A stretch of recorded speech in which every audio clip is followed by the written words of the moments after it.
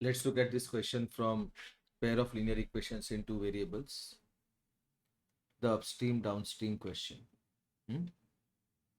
Let's read the question first. A boat goes 30 kilometers upstream and 44 kilometers downstream in 10 hours.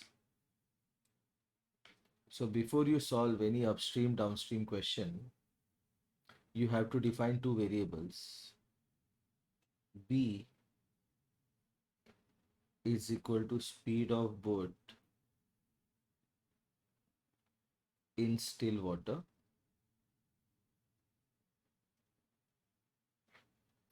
and W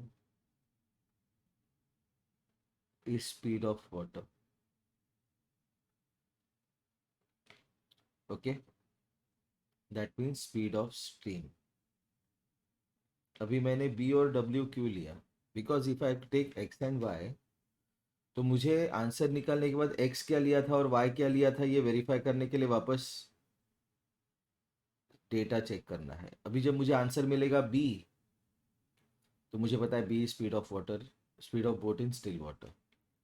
तो इसमें आप और कर सकते हैं बी किलोमीटर्स पर आवर. क्यों? क्योंकि इसमें टाइम आवर्स में दिया है और डिस्टेंस किलोमीटर्स में दिया है. Similarly W kilometre per hour. Okay,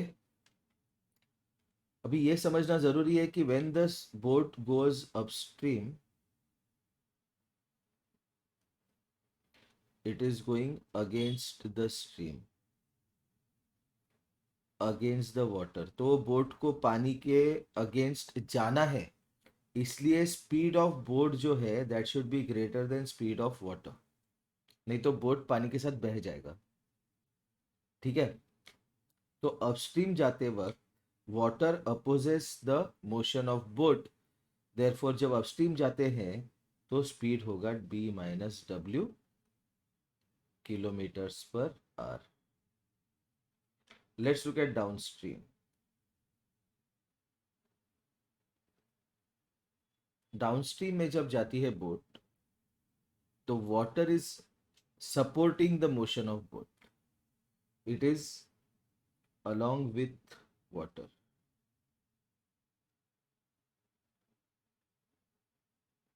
ठीक है. So the speed of boat when it is going downstream is b plus w. Okay, now kilometers per hour.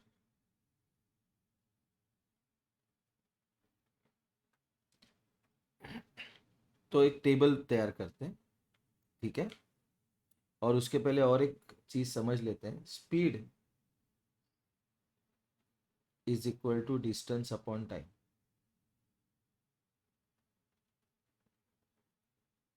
Upstream downstream के क्वेश्चन में speed equal to distance upon time ये formula लिखना जरूरी है. दूसरा क्या है? Distance is equal to speed multiplied by time. और टाइम क्या है? Distance upon speed.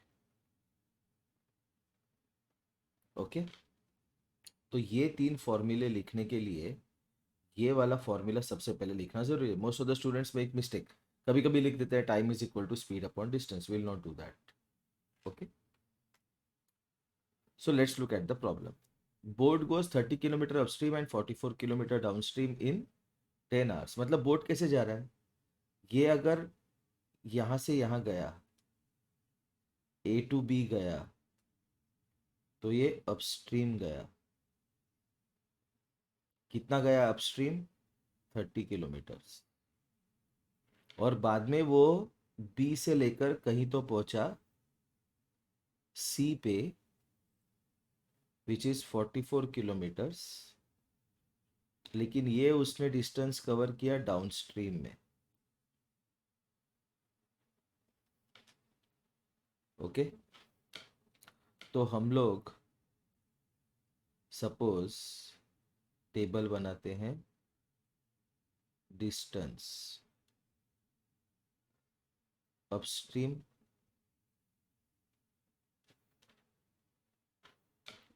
Downstream.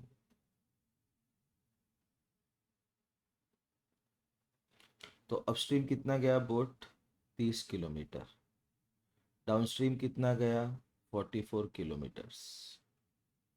Okay, ये टोटल डिस्टेंस ट्रैवल करने के लिए उसको टाइम लगा है 10 आवर्स। तो टाइम क्या होता है? Distance upon speed. तो 30 अपॉन अपस्ट्रीम का स्पीड कितना है? b minus W hours. Downstream का स्पीड कितना है? 44 upon b plus W hours. और ये टोटल टाइम कितना लगा उसको इस वाली जर्नी के लिए? टोटल टाइम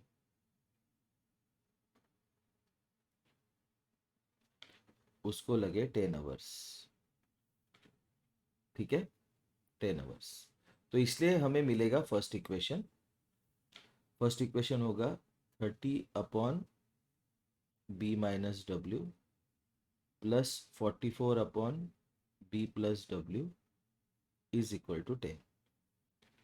ठीक है, अभी सेकेंड केस में क्या गया? सेकेंड केस में क्या किया उसने बोट ने? इन 13 hours it can go 40 kilometre upstream and 55 kilometre downstream. तो सेकेंड केस का डिस्टेंस लिखते हैं हम। कितना गया सेकेंड केस में डिस्टेंस? वो 40 किलोमीटर अपस्ट्रीम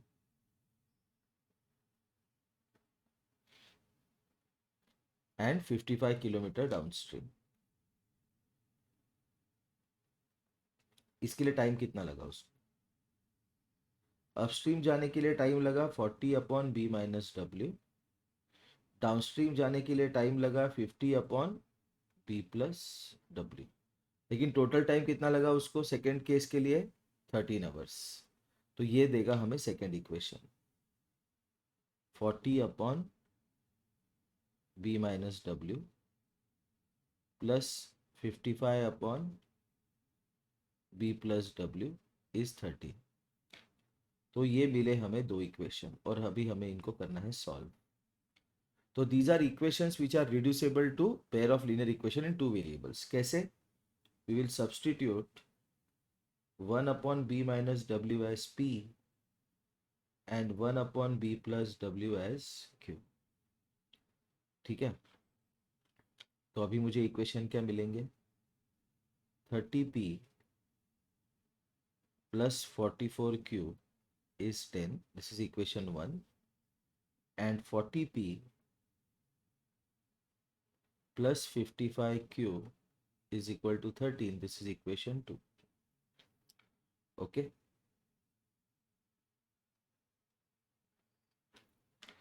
अभी मुझे अगर p को एलिमिनेट करना है, I am solving the method of elimination. कौन से मेथड से सॉल्व कर रहा हूँ? Method of elimination. तो मैं क्या करूंगा? 30 और 40 का एलसीएम क्या है? 120। 30 और 40 का एलसीएम क्या है? 120। So I multiply first by 4। 4 into 30 120p plus 44 into 4। अभी इतना अच्छा करने के बाद इसमें मिस्टेक नहीं करना, इसलिए मल्टी 4 4 जा 16, 4 4 जा 16, 176।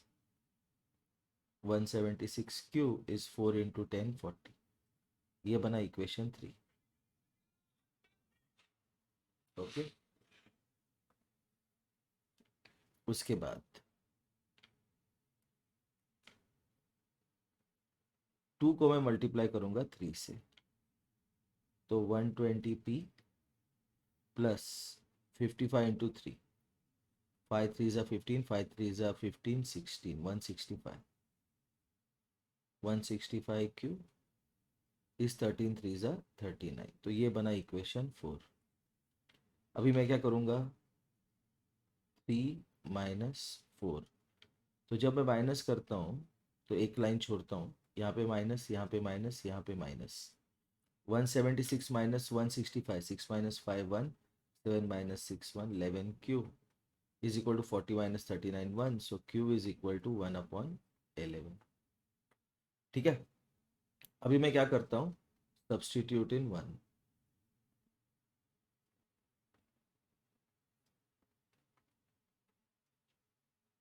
इस वाले वन में, ठीक है। क्या है वो वन, देखते हैं अभी। 30p plus 44q is equal to 10। 11 ones are 11, 11 fours are 44. So I get 30p plus 4 is 10.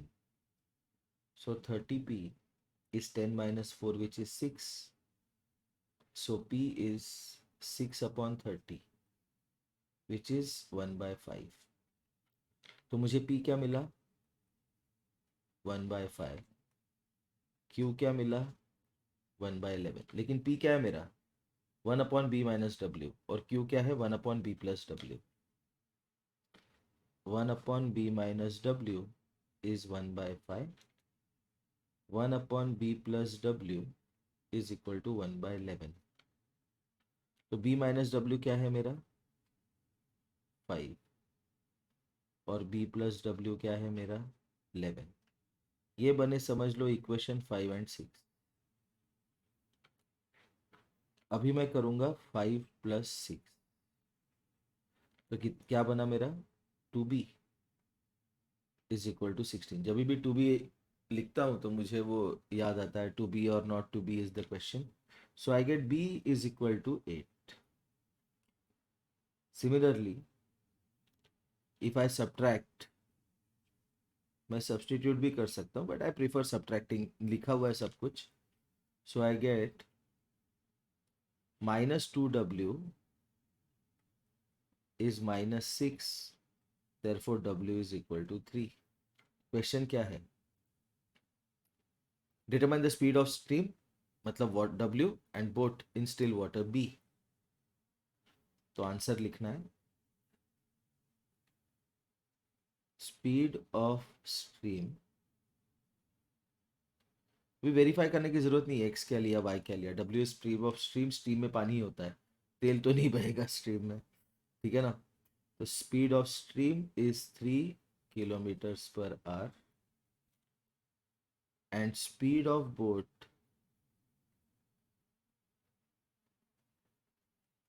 in still water is equal to 8 kilometers per hour. Okay, thank you.